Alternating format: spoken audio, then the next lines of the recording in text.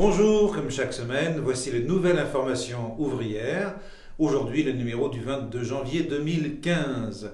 À la une, Hollande et Gattaz appellent à l'union nationale, mais le 26 janvier, les unions régionales FO, CGT, FSU Solidaire appellent à manifester en région parisienne et le 29 janvier, grève à l'EDF et appel à manifester par les fédérations CGT et FO, rejointes par les cheminots de la CGT, de FO et de Sud.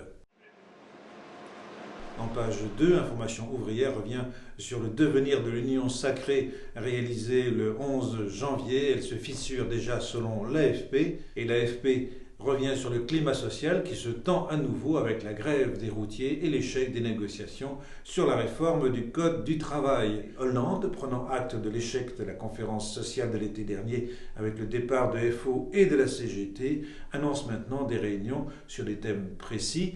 Mais le problème, c'est que le patronat tend à se radicaliser et que la CFDT commence à hésiter à porter tout toute seule. En page 3, l'appel à manifester le 26 janvier des unions régionales CGT, FO, FSU et Solidaire, qui déclarent notamment dans ces conditions les unions régionales suscitées, proposent aux salariés de poursuivre la lutte contre le pacte de responsabilité pour mettre un coup d'arrêt à ces politiques. Le 29 janvier, les cheminots manifesteront à l'appel de la CGT, de FO et de Sud. Ils manifesteront contre la réforme ferroviaire et contre la loi Macron.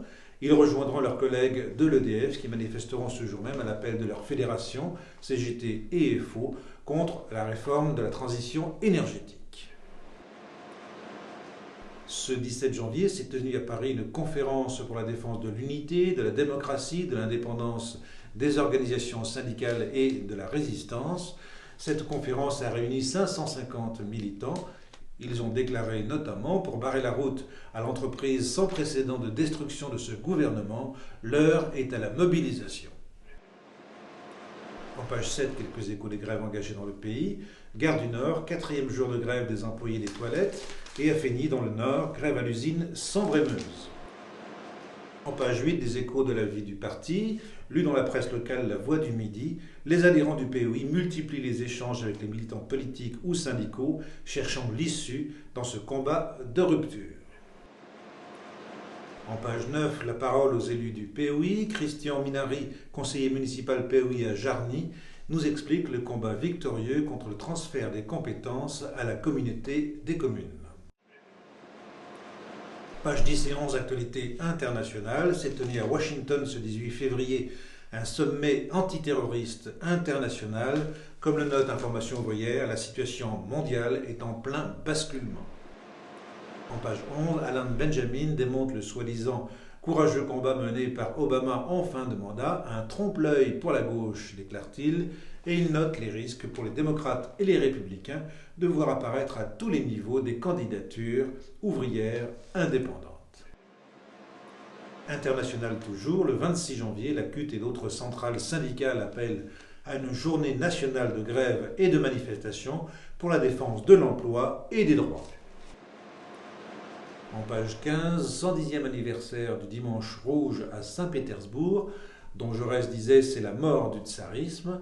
Rappelons que ce dimanche-là, les masses avaient manifesté avec les portraits du tsar, donc amicalement, et la réponse a été immédiate. Le tsar a massacré la population en envoyant les troupes tirer dessus. Ce massacre consacre la rupture définitive du tsarisme avec les masses. 17, c'est le nombre de journalistes tués en 2014 par l'armée israélienne, ce qui qualifiait bien entendu Netanyahou à venir le 11 janvier manifester contre les assassinats de journalistes. C'est pas tout ça, mais rien ne vaut la lecture d'informations ouvrières. Et n'oubliez pas, abonnez-vous, réabonnez-vous.